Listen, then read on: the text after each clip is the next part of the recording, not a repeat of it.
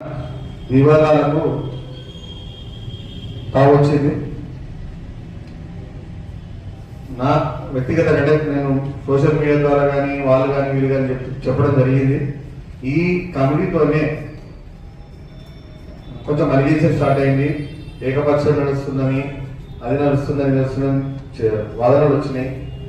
నిజంగానే కమిటీతోనైతే కొంచెం మనస్తాపం జరిగింది నాకు ఆ మాట రావడం వల్ల. నిజంగానే కమిటీతో ప్రారంభిస్తే ₹5 received on phone pay. ఎండోమెంట్కి అయితే పూర్తిగా విరుద్ధంగా మాట్లాడుతున్నాం. ఎందుకంటే గతంలో ఎండోమెంట్ అయిన గుళ్ళు మన మెదక్లోనే 2-3 గుళ్ళు ఉన్నాయి. కుచారం కానీ, వేణుగోపాల స్వామి గుడి కానీ ఎందుకు పనికిరాకుండా అయితేనే మేము ఈ గుడిని మేము వచ్చిన తర్వాత మేము చేసే కార్యక్రమాలు మొన్న పెద్ద మనుషులు మొత్తం చెప్పేసాం.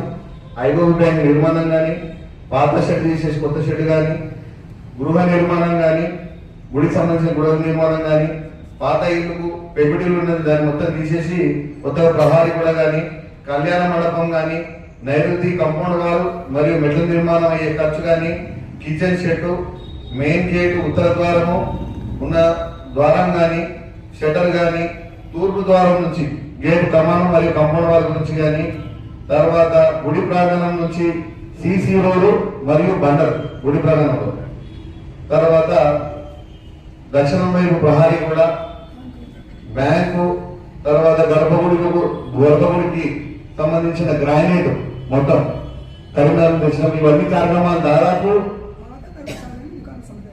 పాత ధర్మశాలను తీసేసి దుకాణ సముదాయం, ఈ దుకాణ సముదాయం ఎందుకు చేసినాము, ఇవన్నీ ఈ దాదాపుగా 2 కోట్ల పైచీలకు మేము 2 కోట్ల వరకు చేసినాం. మేము ఈ డెవలప్మెంట్ ఎందుకు చేసినాము అంటే ఈ కమర్షియల్ చేయడం వల్ల ఆధ్యాత్మిక కార్యక్రమాలు చేయడానికి, గుడికి పూర్తిగా ఉపయోగపడడానికి మేము శాయశక్తుల కృషి చేసాం అనుకుంటున్నాము.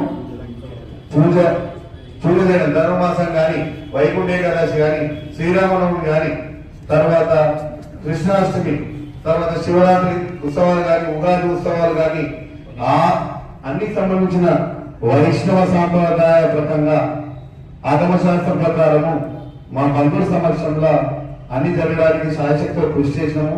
ప్లస్ ఇంకొకటి, ఎక్కడైతే కరెక్షన్ జరిగిందన్నారో దానికి మొత్తం లెక్కలు కూడా మేము లెక్కలు ఇవ్వలేదన్నారు. గత 15 రోజుల కిందనే పెద్ద మనుషులు అందరూ వచ్చారు. ఆ పెద్ద మనుషుల సమక్షంలోనే ఈ లెక్కలు ఇవ్వడం జరిగింది.